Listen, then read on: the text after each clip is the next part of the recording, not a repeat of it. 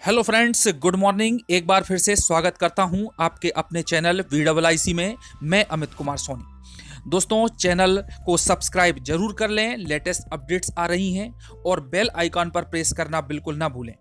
Share करें video को अधिक से अधिक अपने मित्रों में, ग्रुप्स में, और लाइक करें यदि वीडियो पसंद आता है तो। दोस्तों, आज की जो न्यूज़ है वो सीधे कोर्ट रूम से है और काफ़ी डिटेल में है। और दोस्तों, ये खबर मध्य प्रदेश के शिक्षित युवाओं के लिए अच्छी नहीं है, कुछ नेगेटिव हो सकती है, क्योंकि कोर्ट ने 27% आरक्षण की डेट को बढ़ा दिया है। तो दोस्तों, आज हम बात करेंगे उस बढ़ी हुई डेट की। कौन कौन से याचिकाकर्ता थे, कौन कौन से केस थे, और जो सीनियर वकील हैं सांगी जी, उन्होंने इसके बारे में क्या कहा, जजमेंट क्या रहा। तो दोस्तों, बने रहिए VIIC चैनल में मेरे साथ। दोस्तों, जहां MPPSC 2019 के अभ्यर्थी अपने प्रीलिम्स का रिजल्ट का इंतजार कर रहे हैं, और साथ ही जो शिक्षक भर्ती परीक्षा वर्ग 1 और 2 के पात्र अभ्यर्थी हैं वो अपने वेरिफिकेशन का इंतजार कर रहे हैं, और शिक्षा मंत्री ने भी कहा था कि कोर्ट केस का मामला है, मैं इसमें कुछ नहीं कर सकता। तो दोस्तों, ये निश्चित रूप से भर्ती टलने वाली है जब तक कि कोर्ट का पूरा डिसीजन नहीं आ जाता। सरकार के द्वारा कोई भी दलील, कोई भी बात कोर्ट मंजूर नहीं कर रहा है। तो आइए दोस्तों, स्टडी करते हैं केस बाय केस कि भाई केस क्या क्या थे, क्या हेडलाइन रही प्रमुख समाचार पत्रों की। आइए शुरू करते हैं हेडलाइन से। दोस्तों, जैसा कि आप सब लोग देख सकते हैं, देखिए दोस्तों, ये पेपर का हेडलाइन है कि OBC आरक्षण बढ़ाए जाने पर रोक बरकरार। इसमें आदेश निकाला है, शासन से 4 याचिकाओं पर उच्च न्यायालय ने मांगा जवाब, और सरकार ने 2019 में 14% से बढ़ाकर 27% किया था आरक्षण। दोस्तों, आगे हम बात करते हैं इसकी डिटेल में। देखिए दोस्तों, न्यूज़पेपर की हेडलाइंस तो मैंने आप लोगों को बताई दी कि OBC आरक्षण बढ़ाए जाने पर रोक बरकरार, हाई कोर्ट जबलपुर। अब दोस्तों, हुआ क्या है कि संजय यादव और चीफ जस्टिस P श्रीवास्तव की युगल पीठ ने OBC के लिए आरक्षण 14% से बढ़ाकर 27% किए जाने पर पूर्व में लगाई गई अंतरिम रोक को बरकरार रखा है, और अगली सुनवाई को नवंबर के लिए बढ़ा दिया गया है। तो दोस्तों, इसका मतलब यह है कि अब आगे आने वाली प्रवेश और भर्ती परीक्षाओं में 14% आरक्षण ही बना रहेगा। दोस्तों, अब आगे और बात कर लेते हैं हम याचिकाओं के बारे में। तो दोस्तों, कोर्ट की सुनवाई में कोर्ट ने राज्य शासन को 4 याचिकाओं पर जवाब व याचिकाकर्ताओं को प्रत्युत्तर देने के लिए समय प्रदान किया है। तो आइए जानते हैं कि वह याचिकाएं कौन कौन सी हैं। दोस्तों, केस नंबर 1 है आकांक्षा दुबे और राज्य शासन। आकांक्षा दुबे एक मेडिकल स्टूडेंट थी और PG के लिए उन्होंने आरक्षण की वजह से उनको बाहर कर दिया गया। और दूसरी है केस 2 है MPPSC कैंडिडेट था राज्य शासन, जहां पर 450 पद MPPSC के निकाले गए थे, तो उसके संबंध में इन्होंने याचिका दायर की थी 27% आरक्षण के विरुद्ध। उसके बाद में शांतिलाल जोशी और अन्य, इनको मिलाकर के 2 याचिकाएं थी, और जो कि शिक्षक भर्ती परीक्षा वर्ग 1 के 15,000 पदों के विरुद्ध थी, जिसकी वजह से इनका सिलेक्शन नहीं हो पाया आरक्षण के अवैधानिक होने की वजह से। तो आइए दोस्तों, बात कर लेते हैं एक एक डिटेल में, और क्या रही कोर्ट की दलील और क्या आया फैसला।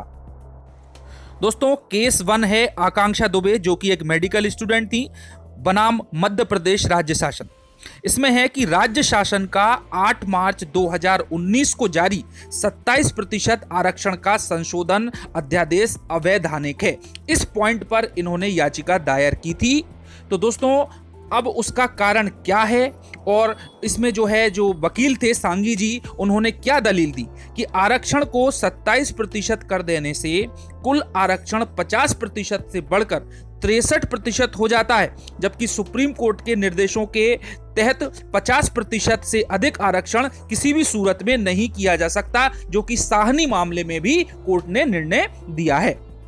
उसके बाद केस 2 है MPPSC कैंडिडेट बनाम मध्य प्रदेश शासन। दोस्तों, 2019 में जो 450 पोस्ट निकली थी MPPSC की, तो उसके विरुद्ध इन्होंने याचिका लगाई थी हाई कोर्ट में। तो मैटर क्या था कि MPPSC ने नवंबर 2019 में 450 शासकीय पदों पर नियुक्ति की प्रक्रिया में 27% आरक्षण पिछड़ा वर्ग को दे दिया, जो कि अवैधानिक माना गया। इसमें भी दलील यही दी गई कि यहाँ पर जो है संविधान में 50% आरक्षण का ही अनुमति दी गई है, जबकि 27% आरक्षण देने के बाद में वह आरक्षण बढ़ करके 63% हो जाता है, बढ़ जाता है।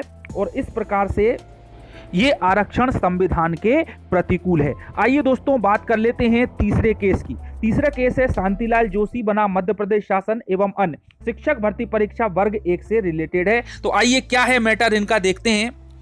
इसमें है कि 28 अगस्त 2018 को सरकार ने उच्च माध्यमिक शिक्षकों के 15,000 पदों पर भर्ती निकाली और 20 जनवरी 2020 को एक अध्यादेश जारी करके 27% के आधार पर पदों की गणना की गई और भर्ती की प्रक्रिया को प्रारंभ कर दिया गया।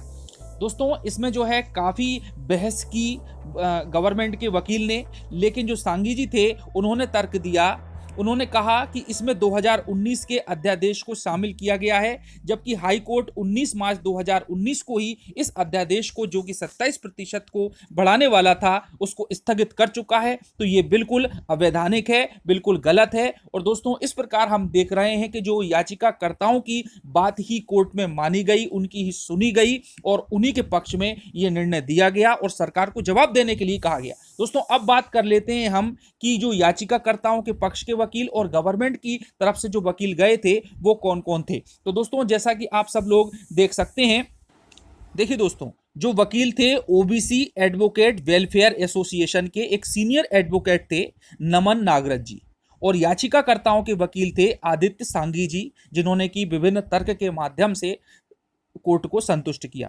दोस्तों इन याचिकाओं पर सुनवाई के बाद में कोर्ट ने जो है अगली डेट 2 नवंबर 2020 की दी है और समय दिया है कि सरकार को इन याचिकाकर्ताओं को जवाब देने के लिए और कोर्ट में समय सीमा में जवाब प्रस्तुत करने के लिए। तो दोस्तों वो मैं आप लोगों को ऑर्डर दिखा देता हूं। तो दोस्तों देख सकते हैं आप ये ऑर्डर शीट। देखिए दोस्तों ये जो है शीट है, ये 23/9/2020 में जो कि फैसला आना था, जो कि डेट बढ़ा दी गई है, वो भी आप लोगों को दिख रहा है कि 2/11/2020 की अगली डेट अगली सुनवाई के लिए दे दी गई है। अब आगे देखते हैं कि क्या होता है इसके बारे में और क्या निर्णय आता है कोर्ट का।